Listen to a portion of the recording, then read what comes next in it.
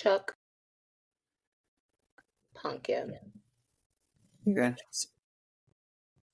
All right, baddies. So it is back at the racetrack. We're back on F1 time. I know we were gone for a minute. We were gone for a little minute. We had Now a we're little back bit with the jump off. We had a little bit going down, but we're back. Yes.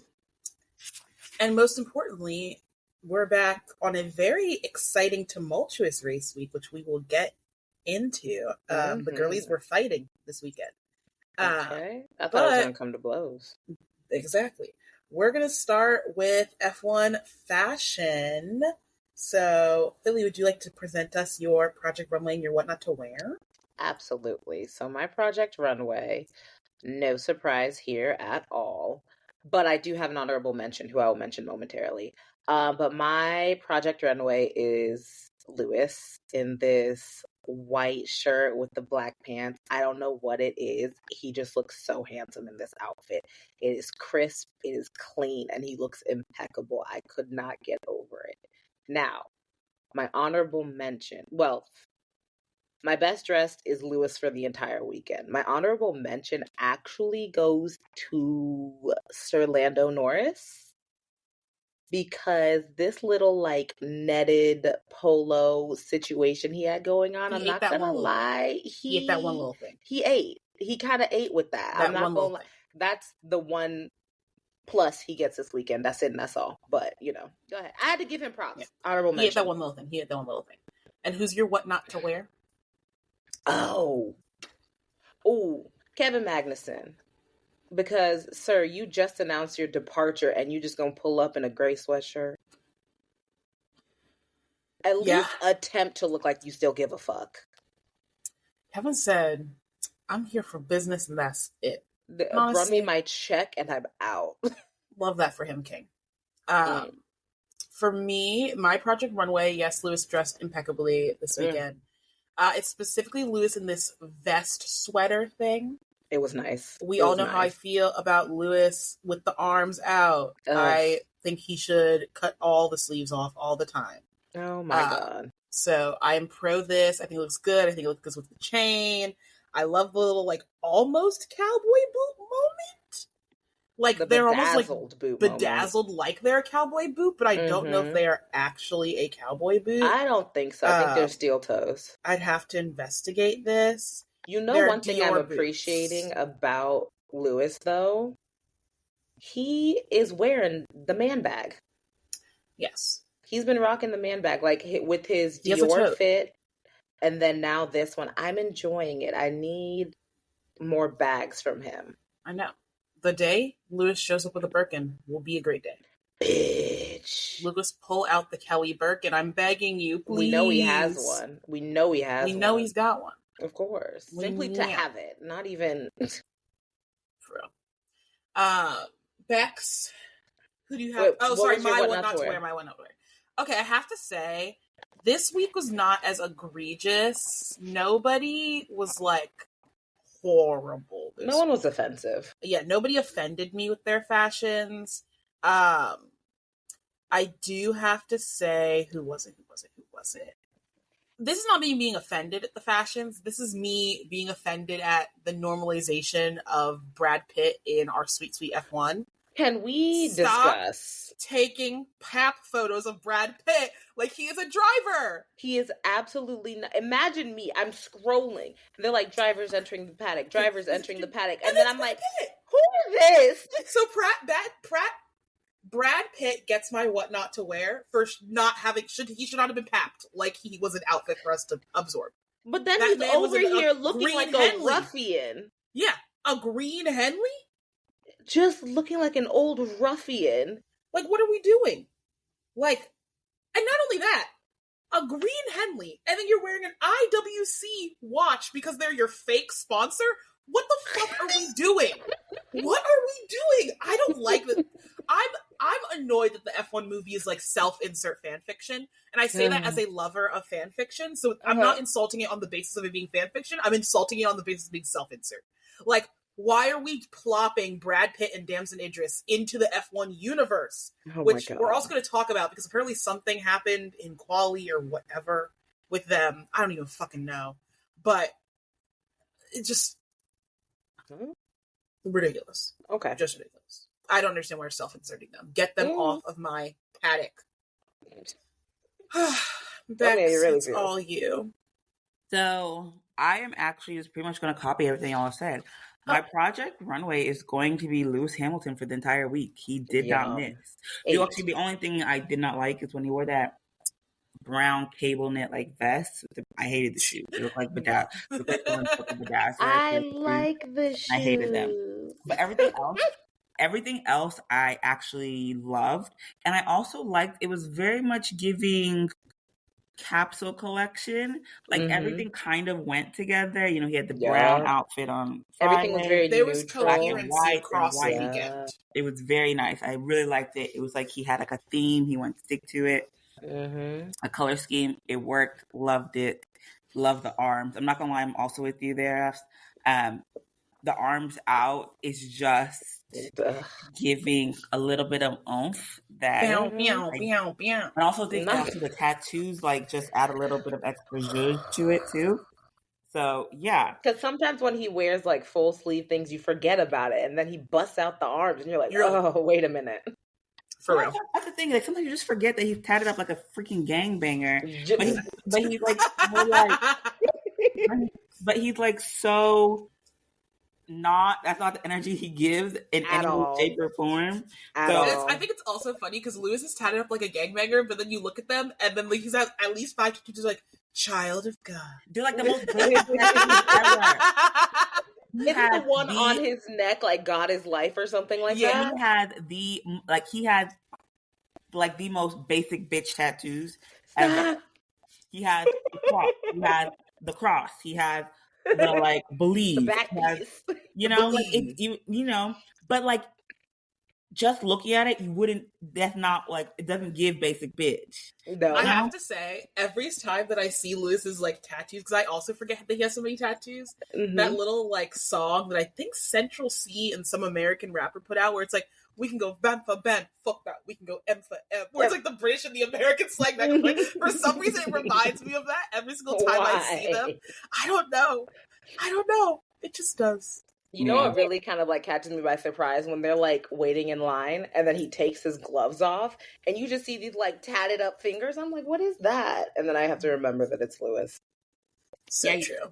And I mean like arm, he had like a sleeve. He had like, I think he had like a leg. I don't think he had a full leg tattoo, but he's tatted everywhere he can feasibly get tatted, but he got a little extra space somewhere. That's true. So he was my project on for the weekend because it was so well. I will say, my honorable mention was originally going to go to Lando, but Lando's behavior this weekend, to it. Okay. But kind of, as I was looking back, I was like, you know what? Nah, I want to pass. I do actually want to give an honorable mention to Zhou Guanyu. He had this really cool, like, the white fit shirt.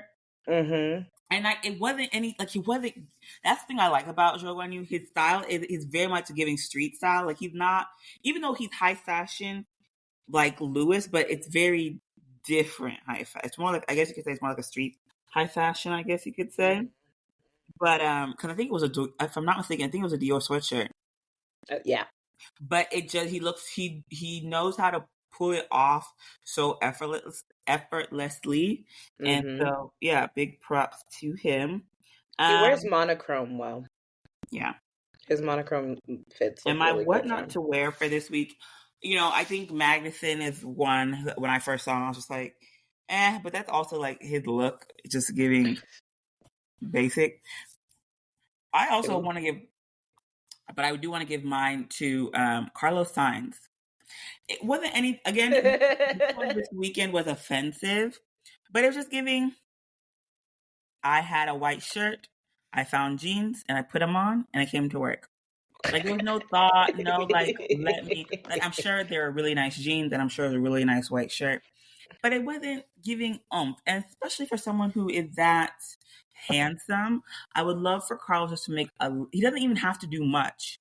Carlos but he just has to do something. Because he does look good, but it's just like, okay. The white shirt and jeans just aren't doing it for me. So it's underwhelming. He is my what not to wear for the week. But overall, I will say much better.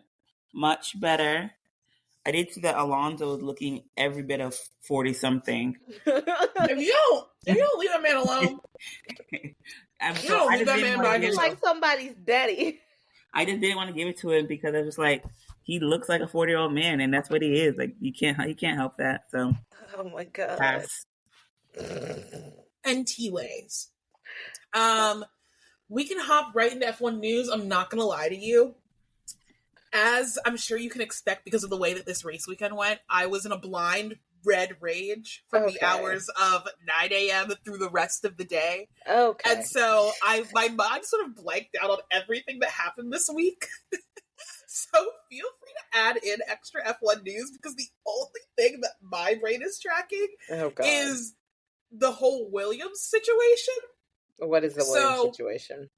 There were rumors, and we talked about this a little bit, that Esteban Ocon was going to move to Williams to replace Logan Sargent midway through the year. Yes. Well, that move has been blocked. Now there's two trains of thought of why this has occurred. Williams is saying, in like at least like subtweets, channels, back alleys, that Esteban just couldn't fit into the car. Essentially, that he's too tall. And so they would don't they make these cars to the driver's specifications? Like, aren't they like molded into their seats and whatnot? Yes, but he would have been replacing Logan midway through the season. Oh, and Logan is not significant. Yeah, not significantly shorter, but Esteban is one of the tallest guys on the grid. Esteban and Alex and George are the tallest three drivers. Yeah. And how tall are they? Because they're Esteban's like 6'1". Men are like shorter. Yeah, I know Esteban's 6'1". That much I do know. Okay. But basically he was too tall, and so when they did the seat fit, supposedly he could not fit. So they were like, "Ooh, sorry. Guess you're not replacing Logan midseason." Nope. Now other bitches are saying that actually everything was good to go, but then the Alpine team principal blocked the move. And was like, nope, I'm not releasing you from your contract. Why? Don't care. So they didn't give talent to another team. Interesting. Yeah. And I'm like, I don't think putting Esteban in that Williams is going to be punished. I mean, I really do. It's I really do. Not even Alex Albon is able to perform miracles in that Williams anymore. Like, the Williams is dog shit. I think we all need to accept this. As dog shit as the Sauber? No. But dog shit nonetheless. Okay. Dog shit nonetheless. In adjacency with the Williams situation, Bottas maybe moving to Williams. That might be his final destination. He might go back to his homeland. So I heard be fun that. For him. I'm of the thought that it may be the end of the road for Bottas. I think he's going to Williams, but I do think after like a year at Williams, it's over for To be honest, the drop for Bottas has been so incredible. Like he can't. Now, don't get me wrong. Like he's gone from like one of the best cars on the grid to like literally, I think the worst car on the grid. Yeah, but like he's a good driver. And I just feel like he hasn't been able to get any points this season. I think that's shocking, and I don't know. I just feel like maybe his time is up. Damn. But I mean, I like Bottas, and I wouldn't mind seeing him on the grid. But I just feel like if he's taking a seat from a potential younger, up and comer, I wouldn't mind seeing Bottas exit stage right. Or left, or whatever. Just my thought. I do fear I have to agree. Not because I don't love him. Yeah. We love him. We do. However, like, I don't know. Maybe it's literally the car. Because, like, I also love Zhou, but I feel pained looking at that Sauber car be so dog shit. Yeah. That I'm like, you can't even do nothing in it. No. You can't do anything. So it's like, what am I supposed to watch? You go trundle around a track for 70 laps? Like, it's not even fun to watch you. And I mean, Like, we can talk about it later when we get to the race. Like, Bottas was doing well. He was in points range for part of the race, and then it just seemed like He everybody just fell off. got better strategy and better cars, and they just got. But I mean, and that's the thing, you don't really hear much about Sauber's strategy as much as any of the other teams. Their strategy is not to have a crap car that breaks down. Okay. You know, And not to have 10 let's second get to their pit strategy. stops. Make it to the end of the race. There you go. Okay. That's their strategy. Yeah. That sneaks into their strategy. But see, that what also sucks is like the garage, because their pit stops are messed up too. So all around, Sauber can't get a break. No, they ain't got nothing right. Okay. Nothing's looking good there. I told you what their focus was. Finishing the daggone race. It's true. It's true. Any other F1 news from y'all? Because, like I said, my brain. Did we talk about Magnussen? Oh, yeah, Kevin Magnussen got dropped by Haas. I don't know how much news there is for that. Damn. Rip, oh boy. He's probably off the F1 grid unless something crazy goes down. Yeah. Rip our man Magnussen. We're going to miss the pictures of your daughter. Oh. Yeah, crazy man. But, you know. Right. You couldn't find anybody to match his freak. Yeah. Okay. You couldn't find anybody to match his freak. Not matching his freak. They're not matching his freak. Oh my god. I can't deal with you. I don't have anything, but do we want to get ahead into the race? Because I feel like y'all especially are going to have a lot to say today. I hope we're on the same page. Of course, I feel like we're on the same page. Okay. I feel like me and you are on the same page, Ben. Okay. I don't know how sympathetic Felicia is feeling today, but she can keep her sympathies to herself. You know what? That's what I know. We're gonna find out what it goes. Yes. This weekend was the Formula One Hungarian Grand Prix held at the Hungaro Ring. Stats joined F1 in 1986, so it's relatively newer, but not that new. We're looking at 70 laps, 4.38 kilometers per lap, and the lap record was set by Max back in 2020 with a 116.627.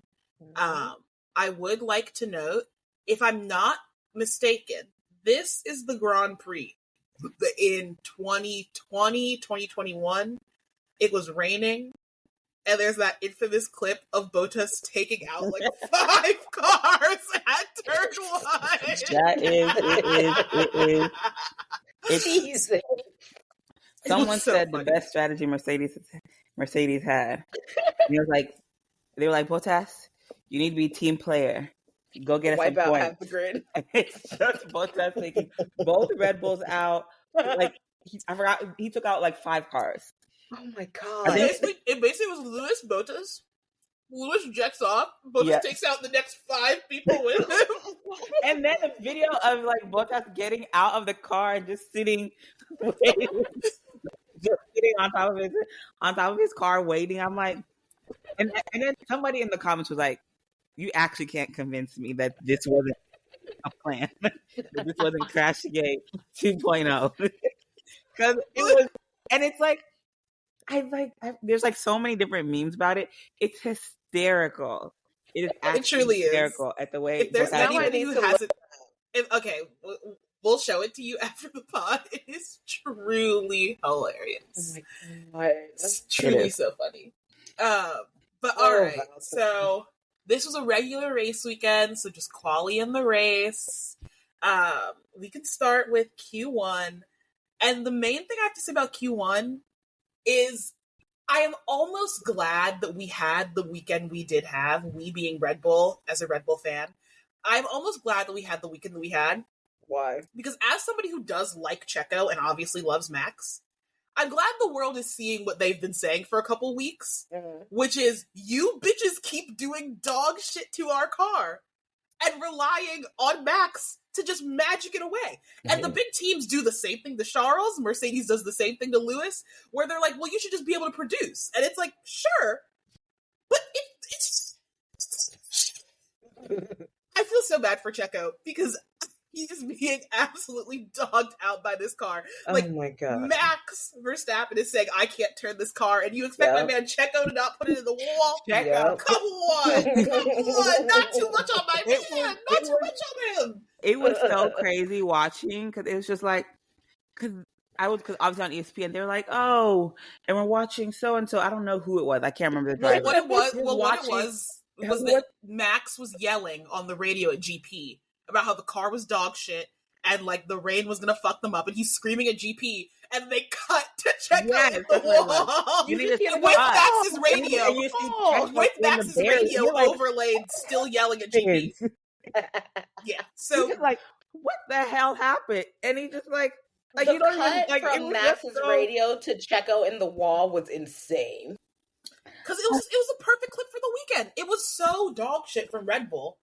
And it's clear they're just doing exactly what happened to Mercedes and Lewis, like, post-2021, where it was like, well, it's dog shit, but, just, do good, right? It was like, no, that's not how this works. Yeah. That is not how this works. The magic recipe is good driver plus good car. Good car. Yes. But yes, Checo ended up in the wall in Q1, which is so tragic because I don't want him to lose his seat to Daniel Ricciardo. If that happens, y'all will not hear the end of me on this podcast. So I don't want that for me. I don't want that for you. I don't want it for anybody. They're really contemplating doing that. I don't. That's what everybody's saying. And then Checo obviously can't say, yes, they're contemplating that. So he's like, nope, I got my contract, And it's like, this stresses me out so bad. But didn't we already discuss how much money Red Bull would lose with Checo leaving? That's what I'm saying. You might as well keep the man in there. Yeah, no? You might as well keep him in there. Keep the funds coming so you can pay Max. Yeah, like, come on. Keep him in there. It's okay. It's okay. Also, notably, what happened to Mr. Saturday? What happened to Mr. Saturday, George Russell? What happened? When I saw George was out in Q1, I was like, did I miss something? Did something happen? No, he was just dog shit. That's the thing. Like, I was just like, they're like, oh, George. I'm like, no, it can't be. I could have sworn I saw him go around and he like, yeah, he just was slow. He was just slow. Yeah, and the Alpines, I don't know what the Alpines were doing. Oh, well, the Alpines were a whole mess because they had gas. They kept them in the pit lane right at the end because I guess they were like, oh, it's going to get wetter. And instead it got drier. And I'm like, idiot. Yeah, I didn't understand that. I was very confused when that happened. I was like, why aren't they? The answer is that Alpine is also a shit show. Okay. Mm-hmm. Like, heard. It's crazy levels of shit showery this weekend. To be honest, is there a team that isn't a shit show right now? Maybe. Internally, I could say maybe Mercedes. Internally, no, because Mercedes is still scrambling trying to make their second seat happen. Oh, yeah, I forgot about that. And they're trying to do a child bride in that second seat. Not a child bride. VCarb is a mess because they're fucking over Yuki. Like, they're having that internal struggle where it's like, what to do with Yuki and Daniel, what to do with their junior pipeline. VCarb is like always, like, Toro Rosso, Red Bull's junior team's always a little bit of a mess, though, because Red Bull has so many junior drivers in their pipeline and so few desires to kick Daniel Ricciardo out of this goddamn program. So, question, why is Red Bull looking at Daniel and not Yuki? Because racism. Well, okay. All right. Well, speak it plainly. Okay. Well, racism. Point blank. Period. I'm not surprised. Period. But yes, everybody's a shit show. I truly don't understand why everybody decided to go batshit crazy at the Hungarian Grand Prix, but I'm stressed out by it. Then, for knocked out for Q1, Perez, Russell, Zhou, Ocon, and Gasly, rip the Alpines. And then in Q2, I feel like nothing crazy happened in Q2 except for the fact that Lewis insisted on being slow and almost getting knocked out. He had me quaking in my boots. What happened? He was slow once again. He was slow, and then he was slow, and it was like he was 10th. Obviously, 10th is the cutoff, and so it was just like there were like 3 or 4 cars that were. It was Magnussen, Bottas, Hulkenberg, Albon. All of them were behind him and improving. Yeah. And thankfully, they improved to dog shit. But, like, it was scary. It was by They're like, improved hundredth of a second? New 11th. And you're like, oh, literally. And by 100th of a second. Jesus. Is how Lewis scraped by. So, I don't know why Lewis insists on doing that. It's really annoying. But that wants to keep your heart racing just a little bit. He does. He wants to keep us up. And then Q3, once again, nothing too crazy. No, except Yuki did crazy. Oh, yes? Yuki? Oh, well, yes. Yuki crashed. I was going to say nothing too crazy, except for... Yes, he crashed. He caused the red flag right at the end. But, like, quali was all but determined before Yuki crashed. Well, I mean, wasn't Alonso still trying to improve? That's so... Honestly, girl, that shit show that is Aston Martin, there's a lot going on over there. Sometimes I'm too scared to look at them. I'm like, ooh, y'all got a lot happening. Up there, like, huffing and puffing and throwing his stuff around. I was like... Oh, no, yeah, Fernando was having a fit. This goes back to what I was saying earlier, where there was something where, like, the fake F1 Brad Pitt car was in Parc Ferme with the real cars, and then Alonso was being asked to weigh in, and it was, like, in the way, and he was pissed. It was a whole mess from Aston Martin this weekend. We'll get into more mess that happened with them later. Okay. But it was a whole ass mess. I understand them having, like, Brad Pitt and them all there at the track or whatever. That's one thing. But why are you intermingling the two? Could self-insert fucking fan fiction. Okay. I don't understand. Why are you making self-insert F1 fan fiction? Keep it to YN fanfic on, like, actual fanfic sites. We do not need it in film and in theater. Oh my god. Ridiculous. Right. Continue. Sorry. Didn't mean to break us away. Okay. No. Notably, at the end of quali, Norris got pole, which all but confirmed how the start of the race was going to go. As the F1 commentators said themselves, Norris has had 5 first starting positions in F1 history, and he has never led the end of lap 1 when he started first. Oh my god. If I was Lando, I'd be embarrassed to have, like, you're on the wrong end of all these, like, statistics. For real. Like, up until Miami, he had, like, the most... He had gone the longest without a win. The longest without a win, that's what it was. And I'm just like, are you not embarrassed? Are you embarrassed? It's embarrassing. Especially, like, longest without a win, not in a winning car. Like, let's not pretend that Lando's always had a winning car. Yeah. But he has always had a car that could scrape by a win. Yeah. Like, let's not forget, Esteban Ocon was a race winner. Damn. Esteban Ocon in that Renault won a race. Pierre Gasly won a race in that goddamn junior RB. Damn. And you couldn't win a race this whole time? They started when you did, basically. Ooh. You couldn't win a race in 6 years? Okay. Shiver my timbers. But whatever. Norris got pole, which means we all know how the start of this race went. Say it with me. Norris bottled the start. So we start the race with Oscar in second, I believe Max in third. The usual happens. Lando gets a worse start than everybody else around him. They jump up to be right across him. He tries to cut across his teammate. He's not good at situational awareness, so in cutting across his teammate, Max gets on the outside of him. Then he has to defend against Max. It all goes tits up, and we end up with Oscar in first, Max having been pushed off the track, so he went up to second, and then Lando in third. This, of course, causes kerfuffles because Max is like, I was pushed off. Lando's like, I ain't pushing him off. He overtook off the track. They have their normal bitch off.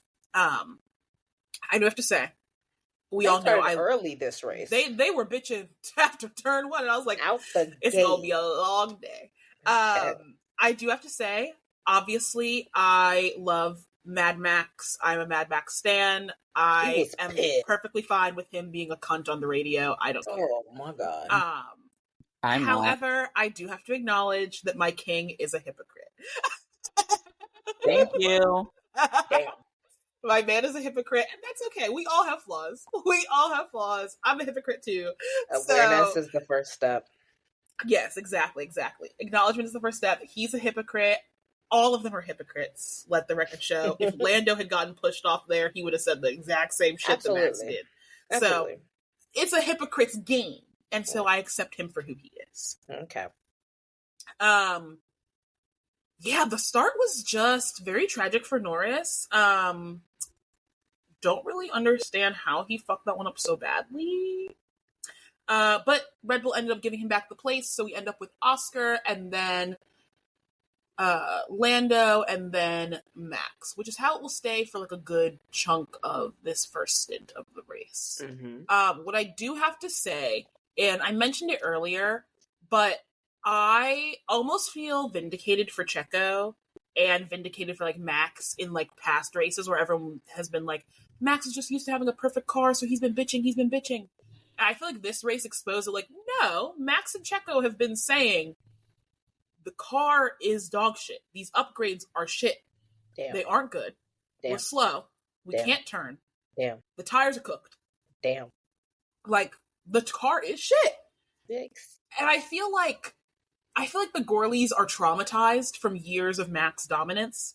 Mm-hmm. So they're just like, no, Red Bull still has the fastest car. And I'm like, are you bitches watching the same shit that I'm watching? Jesus.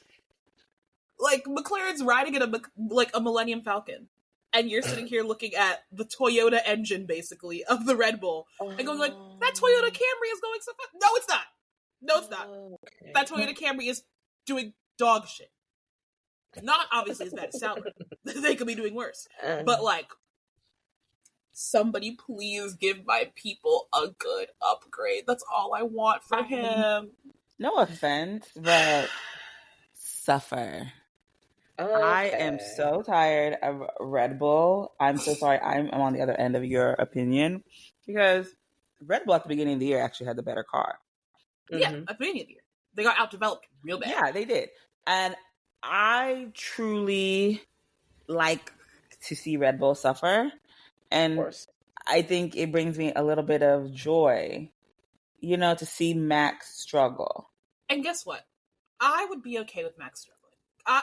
I love him regardless. I would be okay with him struggling. What I cannot abide by is Red Bull suffering to the joyous cries of McLaren. Okay. Let anybody else win. I'd honestly let George Russell win every goddamn race for the rest of the year. Okay. If I don't have to see another Lando Norris win, Max is okay to suffer. I'm mostly upset that Max is suffering to Lando's benefit. That's mostly what pisses me off. See, I don't mind. You say that now. No. Say that now. No. Don't get me wrong. I don't like Lando. Lando this weekend was like, oh, I can't. It was ridiculous. But if that means Max doesn't win, I'll take the insufferable little. So you'll take Lando over Max? Yes, any day. Oh wow. I don't think that you've seen how Lando can show his ass. I have. This is Lando showed his whole ass this weekend. I don't like Max. And I think Clearly. that you think that you find Lando to be so annoying that there's no possible way that anyone can see that Max is like head and shoulders above. But you don't seem to understand that your dislike of Lando is like my dislike of Max. And I hear you, Queen. There's never going to be a way where it's going to be inverse. Just like it's never going to be a way where you're going to be rooting for Lando over Max. No. Because there's never going to be a way I'm rooting for Max over Lando. Because at minimum, at least Max is funny when he's being petulant. Max can add humor to his petulancy. Lando is just petulant all the time. Speaking of Max being funny when petulant, I do have to say, once again, I love watching GP and Max have their lovers' quarrels over the radio. I think they're very funny when they're bitching back and forth at each other.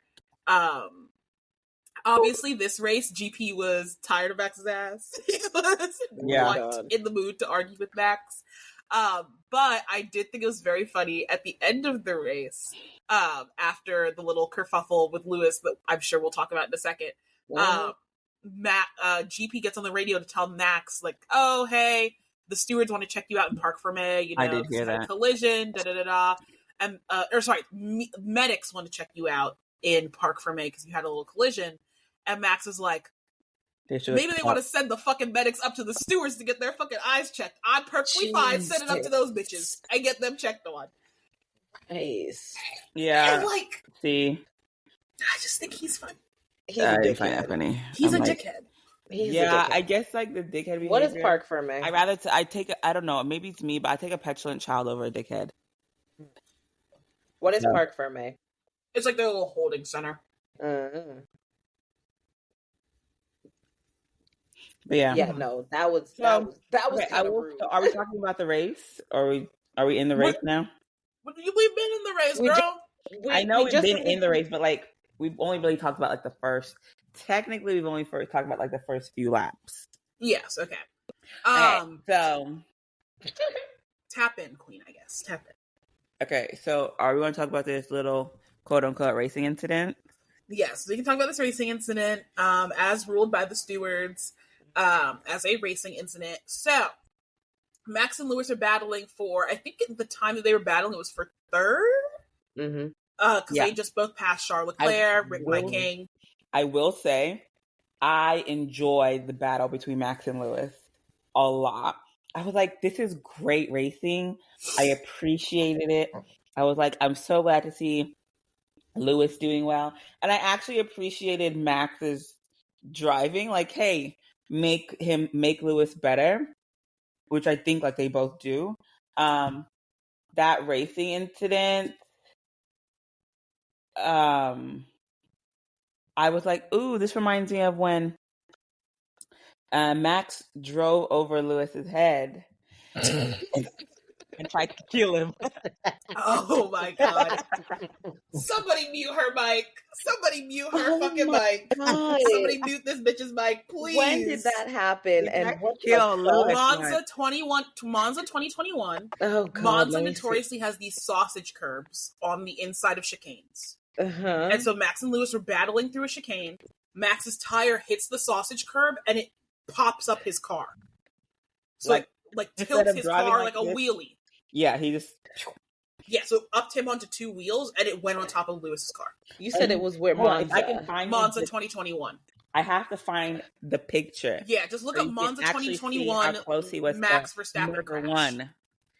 Not murder one. Oh my god. Anyway. Oh shit. Yes. Oh shit. Girl. It's not that crazy. We covered this in Drive to Survive He already. literally could reach his hand up and tap the wheel. He didn't need to reach his hand up and tap the wheel. That wheel was on top he had of his tire head. marks on his head. The tire was on his head. Oh my, no, it really... Yes. Oh my god. Okay. Just so you're aware, Felicia, the tire is on. No, I'm looking at it. Oh, okay. Yeah, the tire's on his head, so... Oh my god. We need to reach. So, bad vibes. Yeah, that's what this is. It gave us flashbacks. I definitely saw it, him lip up, and I was like, no! Yeah, it was really bad. But to be honest, to me, I definitely could say, I would definitely, I don't want to give him credit, but I would have chalked it up to a racing incident. It was like, in my opinion, it was a racing incident doubly because the thing that happened is the issue Max had been bitching on the radio about 4 minutes before. He locked up. Where Max was like, the car won't fucking turn. Mm-hmm. I can't get this car to turn. And then 30 seconds later, he tries to turn and outbrake Lewis, and the car won't turn. Like, it's exactly what he said was happening, where it's like, I'm trying to turn and the car's going straight. So. Yeah. And so, the thing that pissed me off about the whole situation was the post-race response. Yeah. No, we're not going to No, we're not going to We're going to call it what it is petulant, childish behavior. Okay. Am I correct? And also... My man had a horrid day. He had a horrid day. And also, Red Bull's just sheer drive to, like, excuse any incorrect behavior from Max.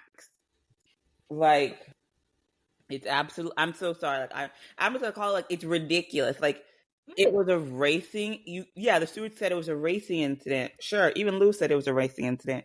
The boys. Anyway, but you then can't come out and say, "Oh, it's not Max's fault," or this. Like, no. Max can take some ownership of the issue. Like, it was a racing incident because of his own car and his own driving. Like, so. Mm-hmm. While I don't think anyone's like you, I don't think I'm going to be like, oh no, Max should have been fined or he should have gotten whatever penalty or whatever. But, I just wish Red Bull would take some accountability. That's the frustrating part with Red Bull. It's like it's everyone's fault except Max's. I agree. I also think that in this specific case, it's like Red Bull does not want to acknowledge that they currently have a dog shit car. And in order to acknowledge that it was a racing incident, you'd have to acknowledge that Max was right, and you gave him a car that can't turn.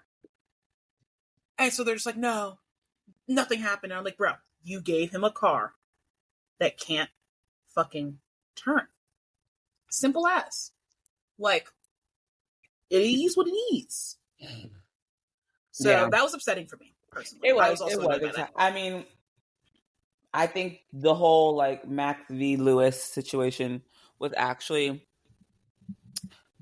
really. It just reminded me of some of the good old days. It did remind me of the good old days, except for when he tried to attempted a murder. Oh my god. Anyway, both sides have attempted murder accusations. We can move on. You got Mazel, we got Silverstone. We can keep it pushing. Okay, we both have attempted murder accusations here. Silverstone. Bitch, yes. Oh, that wasn't attempted murder. That was a racing incident. He literally got a penalty for it. He literally got the blame and took the blame for it. Whatever. So keep it over there. If Red Bull can, skirt around, Max taking the blame, I can skirt around Lewis taking the blame. And I accept that. I accept that about you. There you go. Okay. All right. I think it's time. Do you know what's so crazy? What? This just kind of shows how freaking crazy of a week this Grand Prix was. We actually had a first time winner, and we haven't even mentioned him. No, Lewis had the first 200th podium. 200 podiums, the first person in F1, first driver in F1. And it's just like, those aren't even what people are mentioning. They're mentioning this bull crap that this team can't seem to figure out.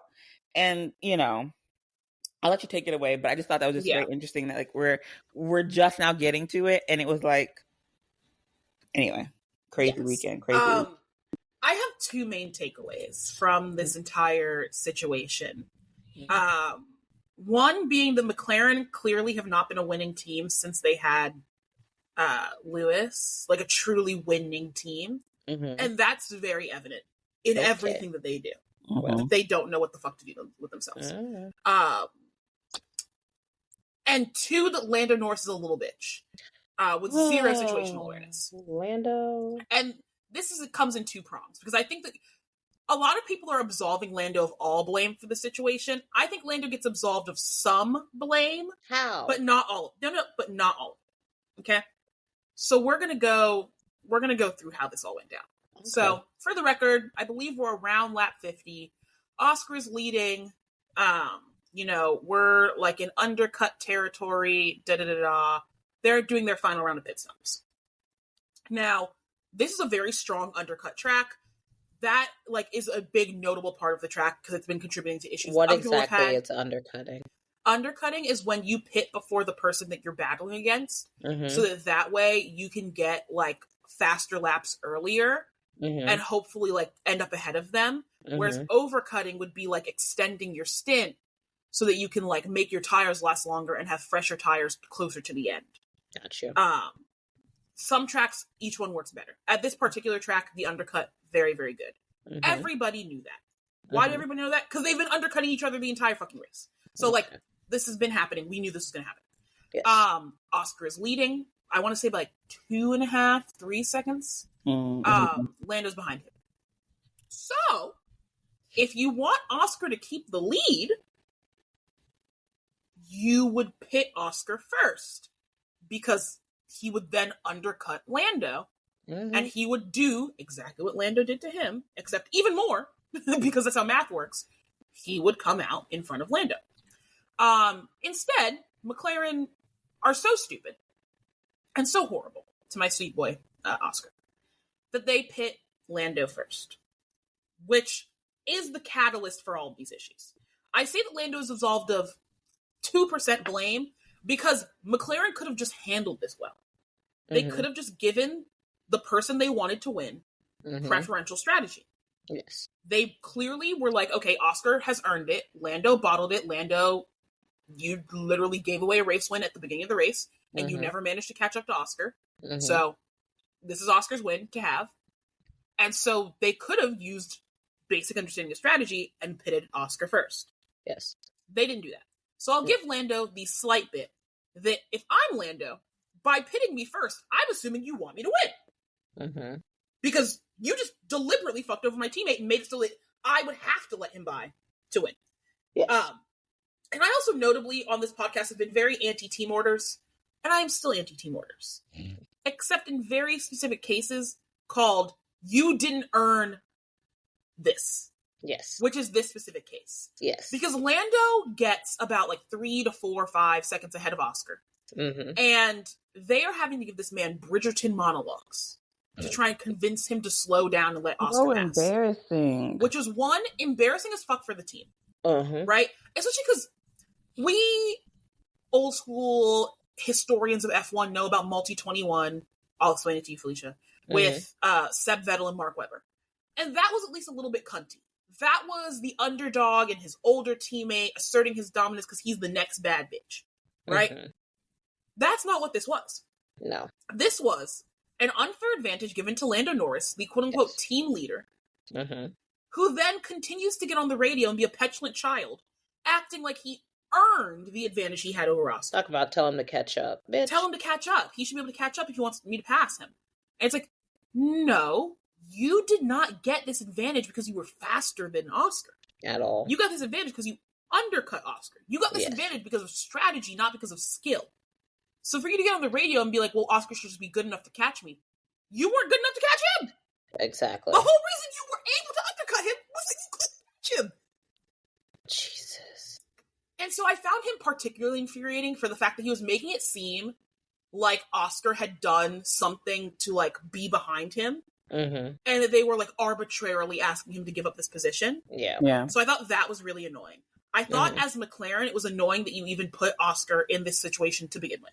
Yes. I also absolutely hate the fact that they basically validated his petulant child thing by keeping it a conversation. Andrea Stella, after the third time that you're asked, should be on the fucking radio. Yep. Going, switch positions with Oscar. Yes. We will be having a team meeting. Yes. Or, and I said this in my Twitter group chat, obviously I understand why they can't do this, because it would be result, tampering and sponsors and all this shit. If I'm Andrea Stella, oh, we noticed something in the car, retire the fucking car, bitch. Ooh. You want to keep, you want to keep driving? Retire the fucking car, bitch. It's simple as. You drive under my car, you don't drive at all. What? That's how it is. I could kick you out of this job right fucking now and keep on with my day. What? This is not a situation where they're asking you to let Oscar by for shits and giggles. I could understand if Lando had had this attitude back when they made him let Daniel by for that win, back when Daniel was on McLaren. Because that was actually a situation where you could argue that they had done equally as well. And they let Danny by because he was the more senior member at the time. Okay. That's an actual situation where you can argue that's what's occurring. In this case, Lando's just being a bitch.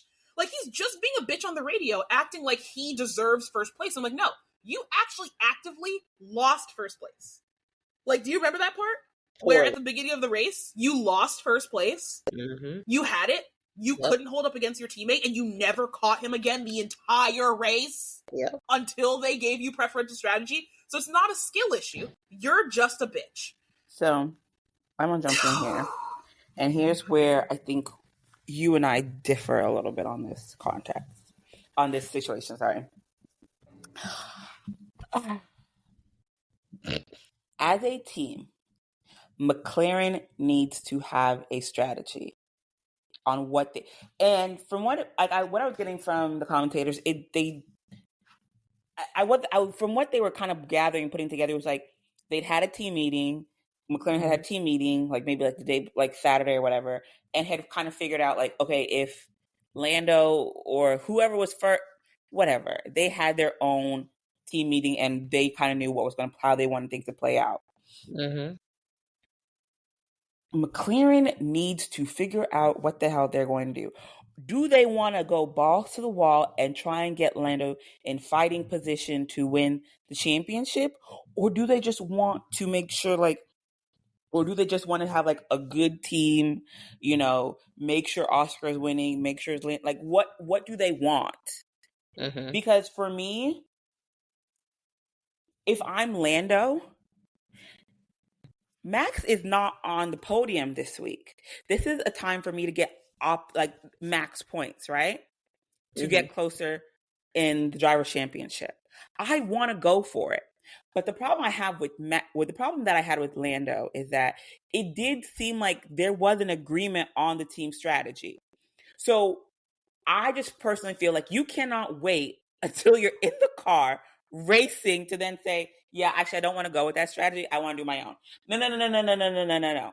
If you agreed to it whenever the team meeting was, then that's what you have. That's the strategy.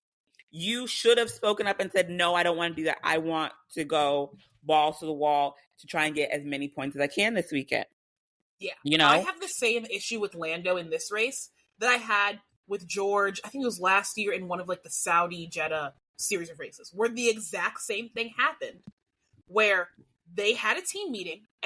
George, Lewis, Total all agreed that they did have a team meeting that said, George, do not try to jump on Lewis. Let Lewis go off and live his life. And he jumped on Lewis and ruined his race. Same thing here, where it's like, Lando, if you were really that dedicated that I don't give a fuck about Oscar, I'm winning this race, be in the meeting saying, I think that we need to focus on driver championship and let me catch up. We're like, if we're in that position, the team will get the points anyway. I deserve preferential treatment because I'm like, don't get into the team meeting and then be like, yeah, whoever's first. Because guess what? Because he thought he was going to be first, so he's like, he thought his ass was going to be first. No it's problem. Like, Lando, I don't know if you've watched yourself race. That's not how this generally goes for you. In fact, it's only gone for you like that one time. You should actually assume you'll be in second and operate like that. Like, don't assume that you're going to be the leading car. Advocate for yourself regardless of position. And guess what? If they don't, let you do that, tough tits. You should have been so good. Like, do you think Max has to get into Red Bull meetings and tell them that he's getting the preferential treatment? No, because he's that much better than his teammates. Maybe just be that much better than your teammates. This is a skill issue where you're in these fucking meetings, hawing, doing this whole, well, yes, when whoever is in first, and it'll probably be me, I will do it. Like, no, bitch. You need to be fucking for real about it. And then when it comes time, you have to stand 10 toes down on what you said. Because his race engineer said this. And I think it is like my also main problem with this whole thing. Which he was like, remember that we have a whole rest of the year. There's a whole rest of the championship where you're going to need me. You're going to need Oscar. You're going to need the team to back you. Yep. Because I will bet you 10 toes fucking down that if we get to the next fucking race and he needs team orders to get a chance at Max, perchance, maybe, to pass Oscar, he's going to expect Oscar to let him by, no sweat. Yeah. Absolutely. And why the fuck, if I'm Oscar, why the fuck would I do that? You made it very clear, baby. This is an individual sport. And it's always been an individual sport, but you made it very, very clear that to you, I'm as good as dog shit.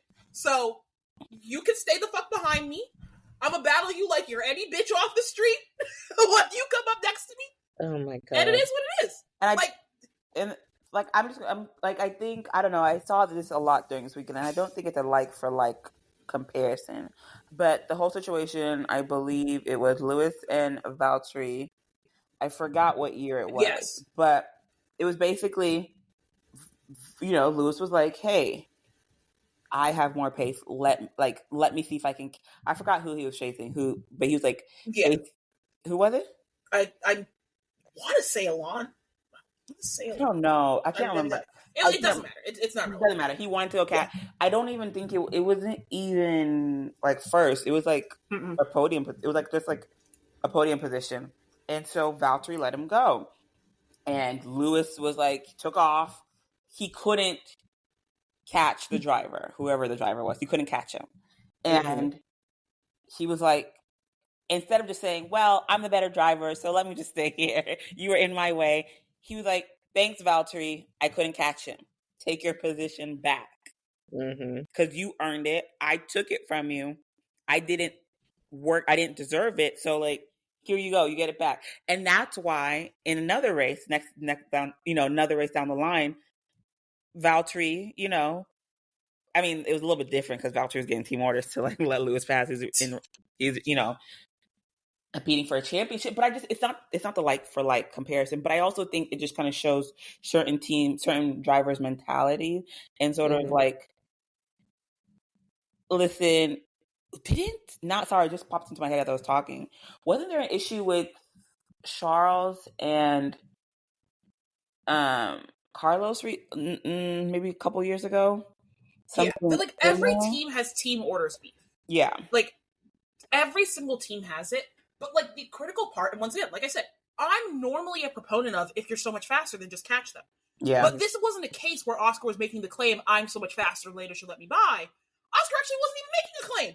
Oscar was being a good little child sitting on the radio going, it is what it is. He didn't even say anything. He was so quiet on the radio, which actually just made it even worse. Yeah. Where it's because you have this strong comparison where it's like Oscar, who is willing to be a team player. Yeah. He's like, okay, yeah, I trust you guys. You said that you're managing it. Like, it is what it is. And you have Lando getting on the radio every 3 seconds, ignoring them to the extent where they have to go radio check because he's fucking ignoring them. And it's like, you are such a bitch about this. Once again, like with the Lewis and Valtteri thing, the critical difference is you didn't earn the position they're asking you to give up. Yeah. It is not like the team is saying, hey, give up a position that you got. You didn't get this position. You actually did many things that made you not be first. Yeah. And that's on you. Oscar did many things to keep that first position the entire majority race. Of the race. Like, this is a you problem. And you feel entitled because, and it's the thing is, Lando is a petulant, entitled, rich child. He feels entitled to the win. He feels like, I'm the leader of McLaren. I've been here for 6 years. I've built this team from the ground up. So I should be the one that's getting race wins and getting preferential treatment and da-da-da. And you could make that argument, babe. You can. You just got your first win. But in the fucking team, don't make that argument on the track, screwing over your teammate. Because once again, when it comes down to it, you're going to expect Oscar to help you and let you by. Yep. What justification does Oscar have to do that when you've made it clear to Oscar and also to the team? What justification does the team have to give Oscar team orders knowing that you don't listen? Yeah. You don't respect your engineer. You don't respect your team principal. Like, you have no respect for anybody else. Why would they ever let, like we said, a Valtteri Lewis-esque swap happen? They don't believe you that you're going to give it back. Nobody trusts you anymore. No. Yeah. When the race engineer had to come on and be like, do the right thing, I said, they are dealing with a temper tantrum right now. Yeah. Like he's having a temper tantrum in the car. To be honest, the behavior after the race just really solidified it. I was like, are you kidding me? I didn't see too much of him after the race. What? Oh, Felicia. Well, no. I saw that interview. Like, the post-race interview right there. I saw that one. But even in that one, he was bad. But anyway, continue. Yeah, not even the interview. So, we, as we stated, this is Oscar's maiden win. # love Oscar. Yeah. So happy for him. Many more to come. I hope he kicks that grumpy little bitch out of the fucking team. Would love to see that. Oscar, we really just glazed over the fact that this is Oscar's first win. I feel so bad for him. Even like when they were doing the champagne spray, like oh my. Like, Lando refused to spray his own teammate who had his first win. He was He spraying completely Lewis. ignored him and went for Lewis Lewis. had to Lewis had to spray. He actually did a Oscar. couple things that were fucked. He completely ignored Oscar the entire podium. Yeah. He did like the biggest champagne slam I've ever seen Lando do, just to be a dick. Thankfully, he didn't do it on the podium thing this time and break Oscar's trophy. I think he got enough backlash last year for doing that shit to Max. Yeah. I can only imagine if he had done it this year to Oscar.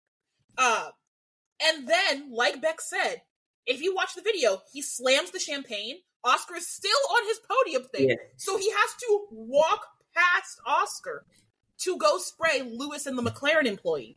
So leaving Oscar just by himself there. And the crazy thing is, when he slams it, you see Oscar. Oscar's thinking he's going to spray him, and Oscar, like, you know, they put their head down so they're not getting champagne in the eyes, and then he just, because you know, it goes from looking first, at it, second, third. Yeah, from looking at it, it goes second, first, third. He has to walk past Oscar with the bottle and has it directed pointed at Lewis. Yeah. Who got third? Don't get me wrong, love you, but got third. Yeah. His own team got his first ever win. And he just completely ignored him. Yeah, Lewis had to acknowledge Oscar. Yeah, Lewis was the one who had to spray Oscar. Listen, I've said this before, I'll say it again. He is a petulant child, and I don't like him. No, I don't like him. I don't like Max either, just saying. Okay, well, Max will grow on you. Lando has no redeeming qualities. And then let's tap in. Now let's tap into the cooldown room. Oh, let's tap into the motherfucking cooldown room. Okay. Y'all watch everything. Because bitches be bitches. Yeah. Yes, I've seen. Well, actually, sorry. No, we need to go all the way back to a small interlude for the Nico Rosberg post race interview for two reasons. The small interlude I will give is that Lewis obviously was on the podium, so he got interviewed by his ex-boo Nico. The streets are saying he winked at Nico. That's what the streets are saying. I'm not saying anything like that. That's what the streets are saying. The streets are saying he winked at Nico. That's all I'm saying. That's all I'm saying. Anyway, okay, small interlude done. And then we get to Lando's interview. Mm-hmm. Obviously, Nico Rosberg is a journalist. You know, and so he's like, bitch, what the fuck was that? With the radios and the team orders. And Lando's like, I was asked to let him by and I did. Bitch. Yeah. Bitch. I'm like, we must have been watching something else. That's not what happened. I don't know what race he was in, but the race I beheld with my eyeballs was not, no. So that already pissed me off. I'm already mad. Then we go to the cooldown room. Oh, God. Thing number one that pissed me off. Lewis is sitting there just trying to enjoy his little cooling moment in this cold-ass room. Hopefully it's cold. Okay, and so Lando, want to do set up for her? Felicia, you've seen the cooldown room, right? I've seen the cooldown room. Oh, okay, never mind then. So Lewis is sitting facing where they set up their helmets. You know, they give them their little Pirelli caps, and they replace their Pirelli cap with their helmet.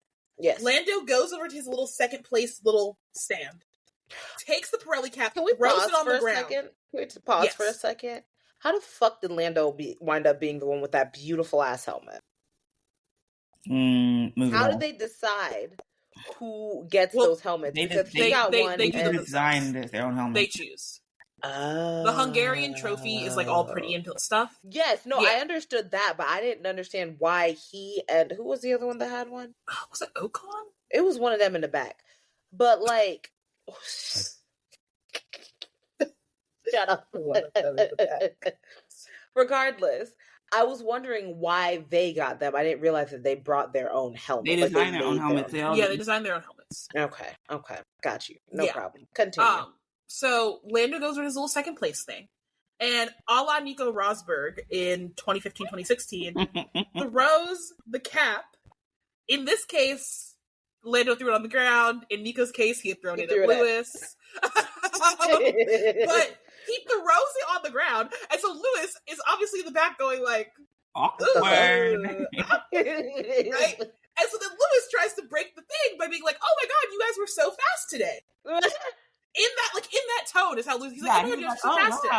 Because you see him, like, Lewis is looking, he's like, seeing Lando crash out, and he's just like, and he's like, y'all got a fast car. He's got a fast car. Trying to be the elder man. Trying to be nice. Trying to be nice.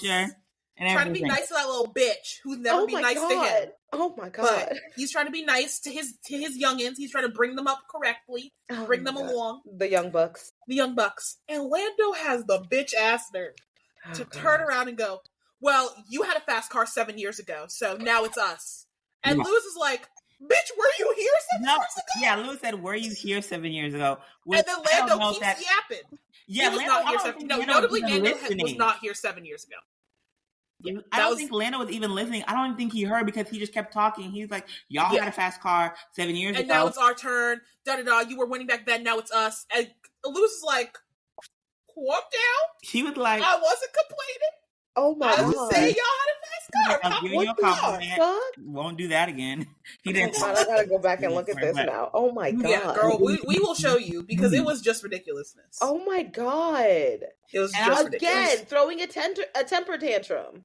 Literally throwing a temper tantrum. And mind you, Oscar's walking into the middle of this bitch ass statement that he's giving Lewis, just like, Oscar, that poor sweet man. Oh my god, that poor sweet gentleman. I was so angry because at the end of the race, when he should be celebrating his win, he was on the radio, be like, "Sorry if I made that more, difficult than it had to be." I'm like, "Oh my god!" I was so sad hearing that. I said, "Don't you apologize for his punk ass." It was that bitch. You didn't do anything, my sweet, sweet angel. That poor man. I was happy for Oscar. I was very happy for Oscar. I spent most of the race seething at McLaren and Lando. When he got to stand on the front of his car, I said, "Yes, Oscar. Yes." He's so cute. I'm very happy that he won, as deserved. Many more. The only Australian I won on the track. The only Australian I won on the podium. The only McLaren I won on the podium. Rooting for him, King.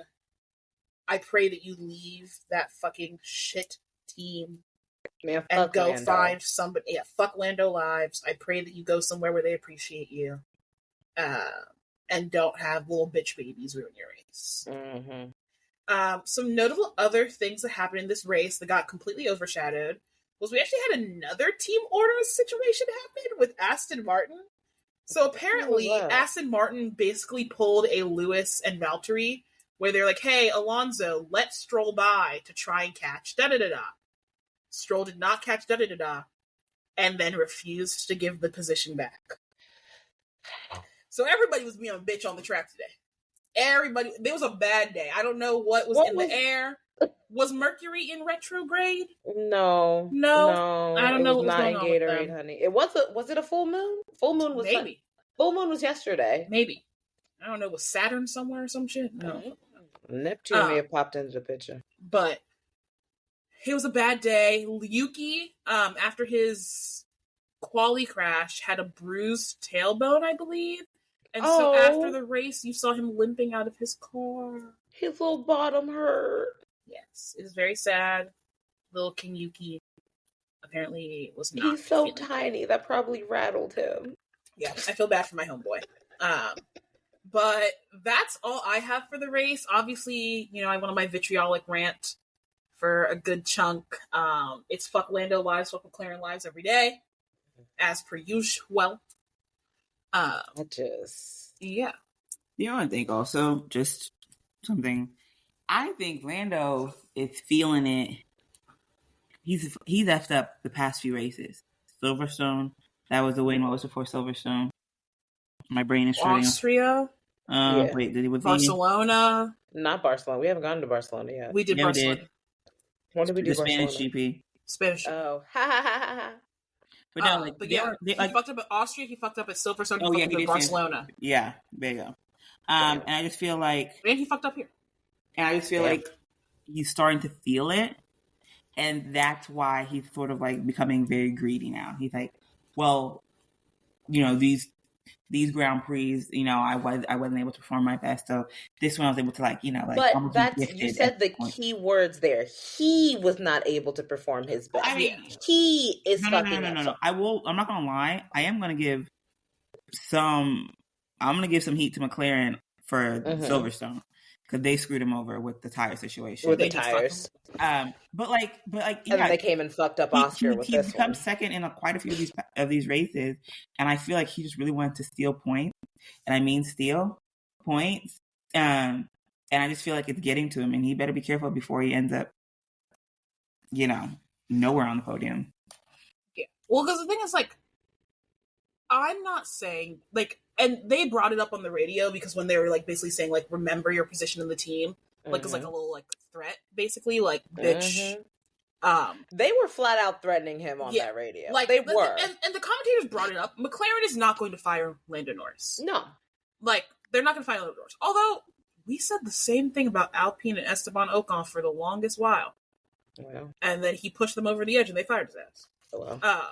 But I don't think that's going to happen with Lando McLaren. I do think that McLaren relies on a lot of branding and imagery and bullshit about their, like, team culture to carry them along, like, PR-wise.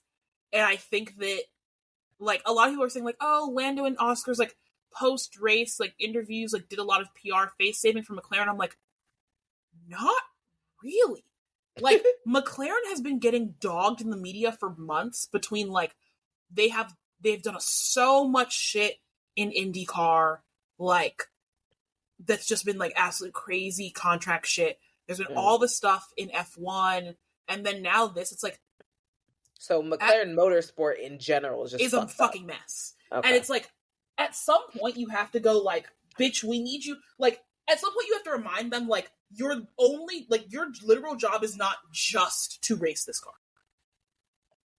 You're, like, representing McLaren. You're a brand representative, and you have to be fast. Yep. Like, it's not just your job to, like, put this car in first, and also, you're not doing that job. So, like...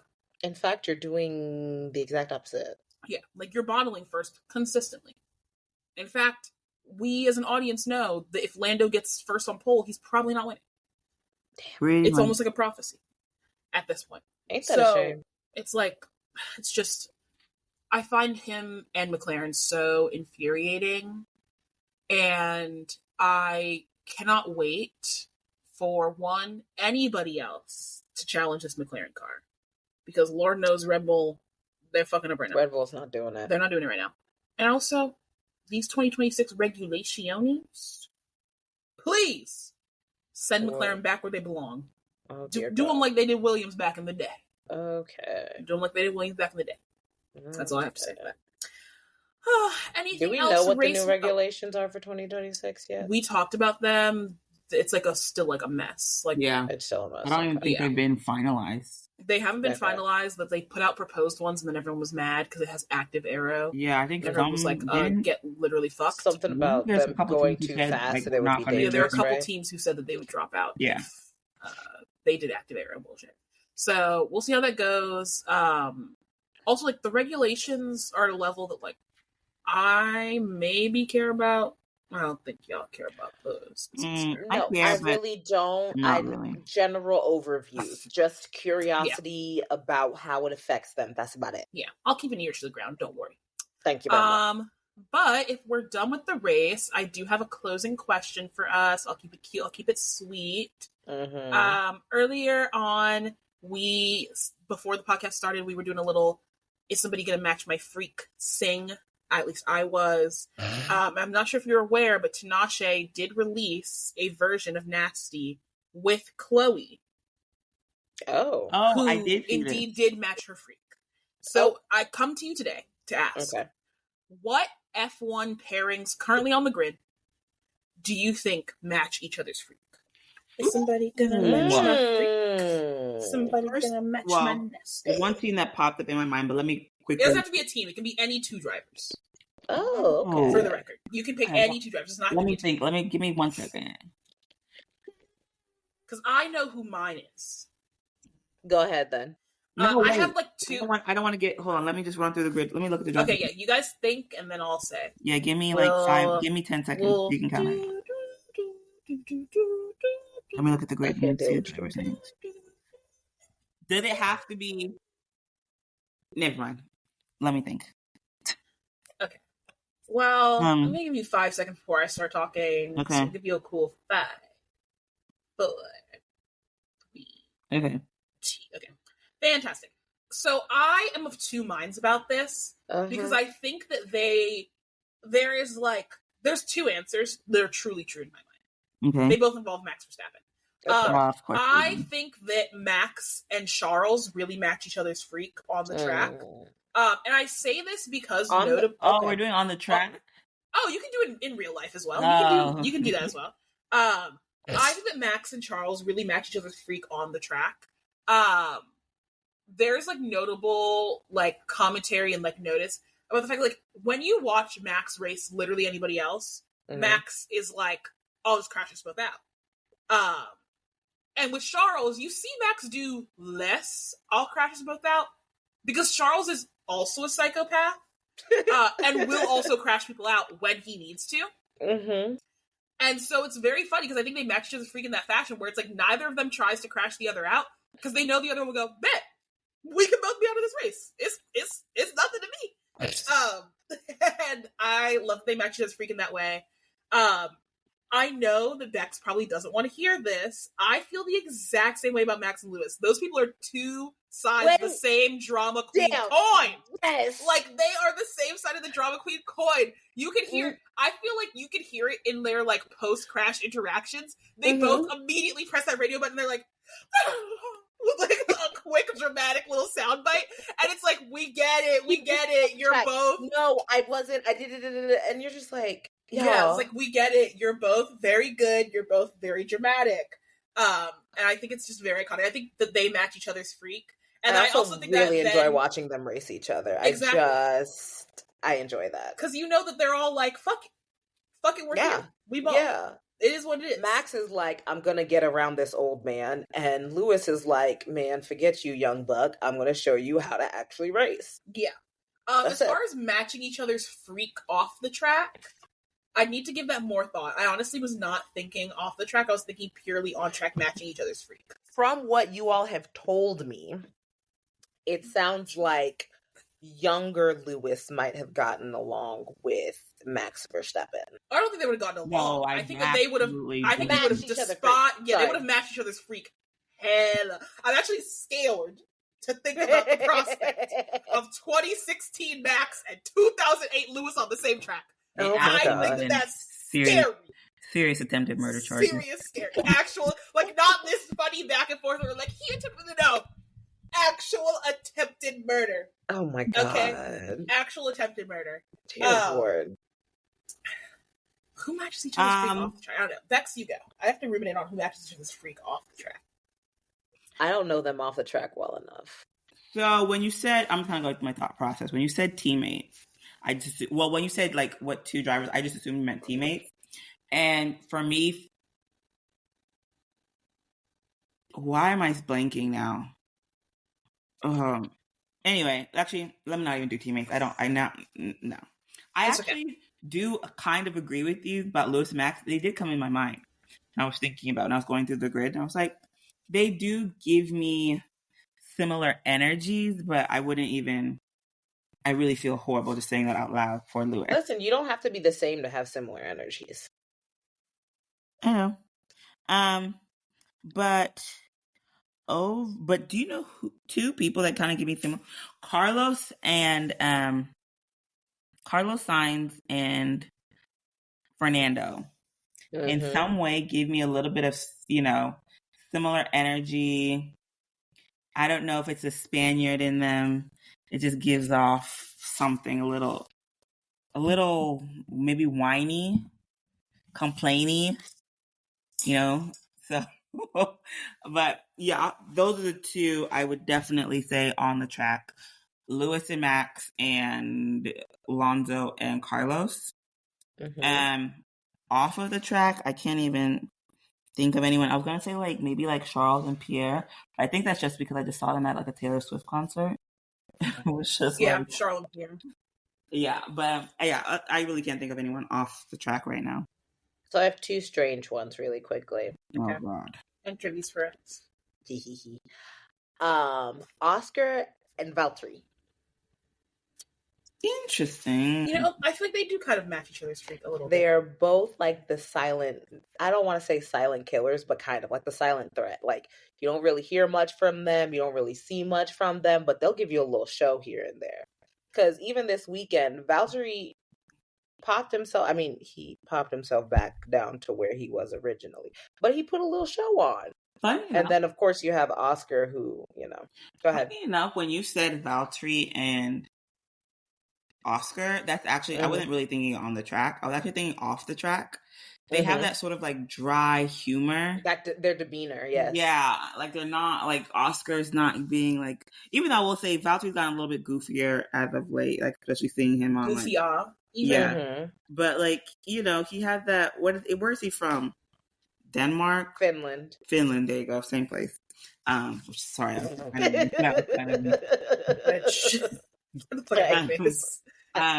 yeah, but they like that, he has that like dry humor, it's really funny. And same for like Oscar does, like, he's not really like a jokey Oscar person, doesn't realize he's but he's funny. actually like incredibly funny, so but yeah, so those are the two. And then as far as teammates, because when you said teammates, I thought of these two only because of part of why they have their issue, and that's Esteban and Pierre. They do match each other's freak. They do match each other's freak. Maybe they match each other's freak too well. Which is why they can't get along. Amongst and why one of them fucked the other's girlfriend. Yeah. She liked the match. She liked the vibes. Yeah. So she said it's good over here, it's good over there too. Why not? She's so real. She's so real. She's so real. And you know what? Some people are gonna say that we are committing libel by saying that Pierre Gasly fucked Esteban Ocon's girlfriend. And to that I say he allegedly fucked his girlfriend. Allegedly. You can't sue me. Everything is alleged. Alleged. So, everything we say is alleged. Allegedly alleged. Allegedly alleged. Yeah. But yeah, I'm firmly on team that man allegedly fucked that man's girlfriend. Like, it's and now it's on site for the two of them, pretty much. And now it's on site. I still cannot believe they tried to get us to believe that bullshit little lie that all this fallout was from a karting incident. Bitch, you're holding a karting incident grudge for this long for a decade? Absolutely not. You're almost 30. You're holding a grudge from when you were 13. Absolutely not. That man fucked your girlfriend. Fucked your girlfriend. Keep it a buck. He fucked your girlfriend, and it is what it is. You just mad. It's okay. It's okay. It's okay. All right. But yeah, those are my two little inserts. Yeah. All right. Well, baddies, our next race is, oh my God, it's next week. It's Belgium Spa, and then that's the summer break, I believe. Summer break. Yeah, so I will have, I believe, 3 weeks, maybe a month off from races. We will figure out what we're going to do with that time. Iceberg. We could dive deeper into the iceberg. We'll see what we want to do. We'll see what fits our fancy. As long as it's not the Nazi orgy, I'm good. Well, we already covered it. I know. But everything is intertwined. I don't even want to touch it. Let's just stay away from that. That's valid. Okay. Thank you. Thank you very much. But we'll figure out what we're going to do. We will figure out. I want to go deep beneath the surface. No, you don't. Yeah, you really Yes, don't. I do. Also, that would require me to do extensive amounts of research, which I'm willing to do. We'll have some more slack during the summer break. Maybe and I'll it'll bring also a be prime silly season. I know, that's what I was thinking. I was like, it's going to be a lot of news coming out. What exactly constitutes silly season? So they call it silly season because it's when all of the driver contracts are like going crazy and moving. Admittedly, this season has already been very silly. Yeah. The whole season. Normally, we don't get this much silliness in the beginning of the season, but I think the whole Lewis to Ferrari thing shook him up a little bit. Yeah. Put everybody on go mode. Put everybody on notice. So we're excited to see how that goes. But ladies, I will see you next week. And listeners, please remember to rate, review, subscribe, share the podcast, send it out to everybody, send it out to somebody who matches your freak, featuring Chloe. Go give it a listen. Find somebody who matches the specific freak of Chloe's verse, if you know what I mean. And listeners, have a fantastic week. Bye, ladies. Bye.